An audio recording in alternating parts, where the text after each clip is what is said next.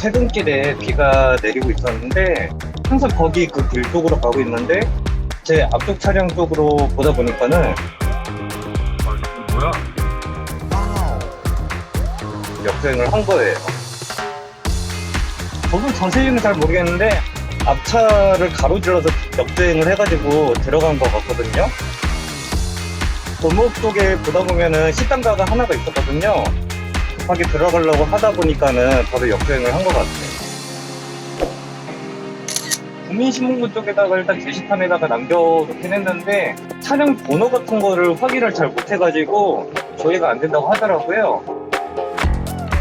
진짜 제 눈에서는 발견이 안 됐으면 하는 바람이 있고요. 아무리 급해도 최대한 교통 질서를 지켜주셨으면 하는 바람입니다.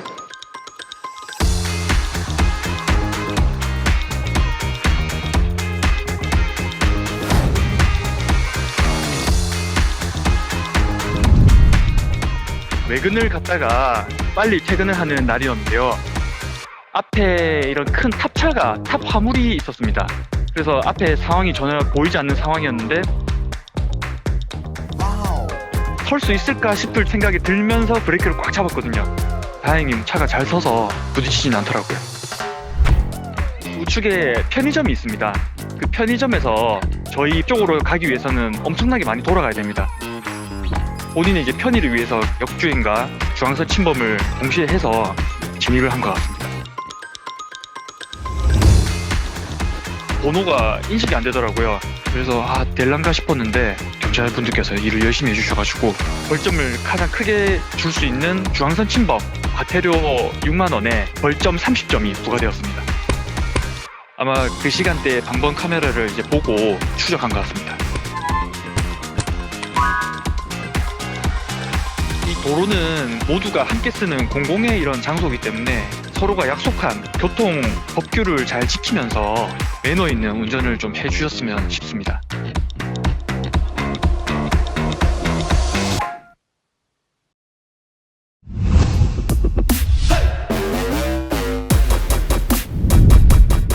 저희 어머님이 운행하는 차량인데요. 블랙박스를 한번 확인해보자 해갖고 꺼내서 봤는데 차선이 그대로 그려져 있는데 거기서 갑자기 차선을 넘어오더라고요. 분명 깜빡이도 안 켜고 차선 넘어왔는데 잘못 봤나 보다 하고 넘어갈라 했는데 뒤에서 그 차량 운전자가 내려가지고 적반하장으로 나와가지고 이거 어이없는 일이 있구나 생각하면서도 이해가 안 돼가지고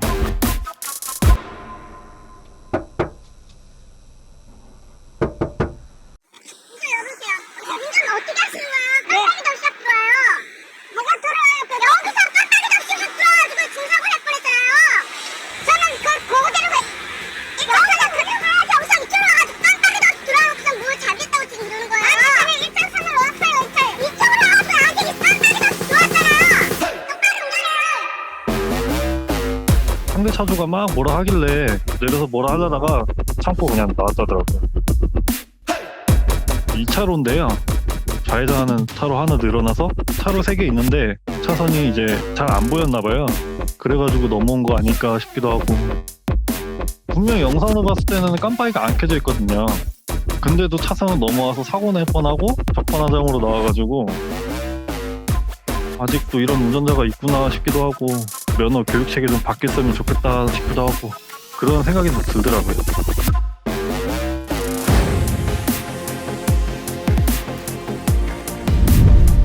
저희 아버지께서 운전을 하셨는데요. 뒤에서 팰리세이드가 와서 급하게 또 이제 2차선으로 변경을 하려고 했는데 차간 거리도 보지 않고 무리하게 들어오고 있어서 경고를 한 거죠. 들어오지 말라. 무조건 들어오겠대? 그래? 양보지 내라 양보지. 쳐다봐.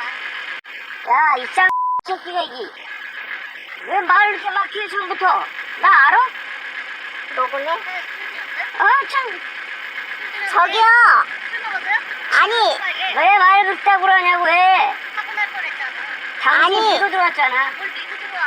사장님, 신고해 그럼 빨리. 하여간은 대한민국 사람들 신고해 법대로해 이러고 연락이 좋아요. 참 싸가지 없다. 사고가 가보죠. 그게 아이 말 같은 소리 해, 말 같은 소리. 아유 이잖아. 아유 나좀 하지 마. 아씨 하지 말고 머리가 심어야 하이모. 아버지가 숱이 많이 없으세요. 옆머리 숱이 많이 없으신데 하이모 가서 머리나 심으라고 했던 그 발언이 제일 화가 났죠. 어머니가 말씀하시기로는 머리나 심어라 그렇게 얘기를 하고 욕을 더 하길 바랬던 것 같아요. 그때부터 핸드폰을 꺼내들고 핸드폰을 저희 어머니 아버지 방향으로 치켜 들었다고 하더라고요. 동영상을 찍으려는 것 같다라고 이제 어머니도 판단을 하셨어요. 저도 그렇게 그래서 판단을 했고요. 결혼이 얼마 남지 않은 상황이라서 되게 바빴었거든요. 그래서 따로 신고는 제가 안 하고 그냥 제보만 했습니다. 차간거리가 되게 좁거든요. 지금 영상으로 봐도. 단지 이유가 그거였던 것 같아요. 2차선으로 가야 하는데 안 비켜줬다. 그것 때문에 욕을 한 것 같아요. 제가 보기에는. 어린 놈의 새끼 운전 그렇게 하지 말고 나중에 나이 먹고 똑같은 일 당하면 어떠겠냐고 똑바로 살아라고 그렇게 말해주고 싶네요.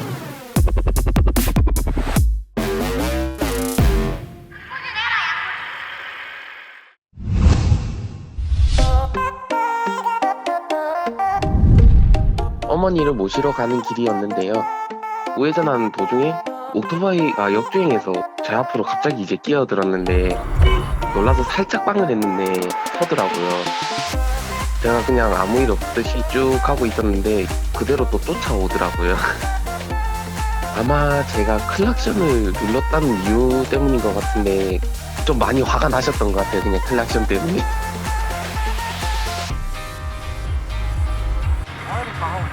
아니 그것도 우회전하면 어떡합니까 갑자기 뒤에서 앞에서 빨리 차가든가.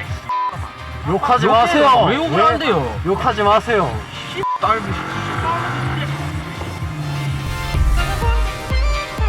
제가 잘못한 건 없는 것 같은데 저한테 그래 욕을 하니까 좀 많이 화가 났습니다. 40대 정도 돼 보이는 남자분이셨어요. 그렇게 들어오시면 안 되죠 이런 식으로 얘기를 하니까 그럼 저 빨리 가던가 이런 식으로 욕설을 하면서 저한테 위협을 좀 했습니다. 그래서 제가 심하게 욕을 좀 했어요. 그리고 뒤에는 안 찍혔는데 제가 우회전하고 그대로 또 쫓아오더라고요. 제가 위협 운전한 것도 아니고 그쪽에서 이제 위협적으로 들어온 건데 솔직히 말해서 그딴 식으로 운전하면은 진짜 언젠가는 그 사람은 사고 날 것 같네요.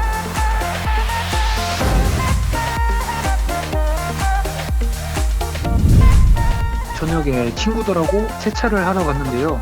세차하는 과정에서 처음 보는 흠집이 발견돼가지고 지금 1000km도 안 탄 차량이어서 기분이 너무 안 좋아가지고 잡으려고 했습니다 진짜.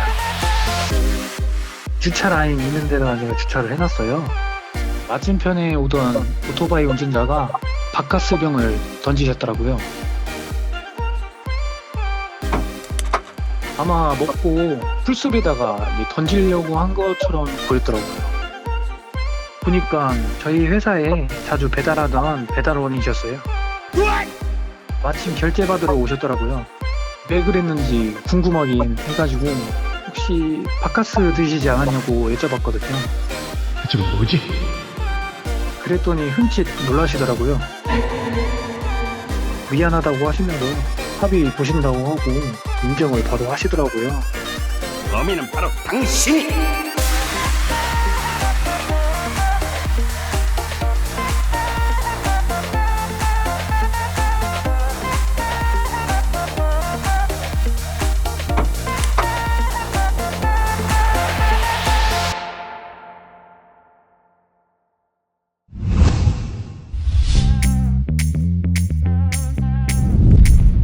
오후에 식사하고 차 몰고 가면서 많이 졸린 상태였는데 크루즈 켜놓고 저도 모르게 잠이 좀 들었던 것 같습니다. 다행히 차에서 속도도 줄여주면서 경고음 돌려줘서 깨자마자 1차선으로 차를 옮겨서 주도를 피할 수 있었습니다. 신형 소나타에 보면은 어댑티브 크루즈 컨트롤이라고 해서 차선이랑 속도까지 다 맞춰주고 앞에 장애물 나타나면은 멈춰주는 기능이 있거든요. 근데 너무 저속으로 가는 물체가 나타나다 보니까 시스템이 작동함에도 불구하고 추돌을 할 뻔했었던 겁니다. 오토바이 운전자분도 많이 놀라셨을 것 같고 저도 많이 놀래가지고 얘기를 좀 나누려고 했는데 한번 쓱 쳐다보고 갈 길 가셔가지고 얘기는 따로 못 나눴고 마음 좀 진정시키고 다시 출발했었습니다. 자율주행 기능이 많이 발전이 돼가지고 신차 구입하시는 분들이 잘 쓰는 기능이지 않을까 싶어서 저처럼 너무 과신하지 마시고 운전할 때 좀 주의했으면 하는 바람에서 영상 공유했습니다.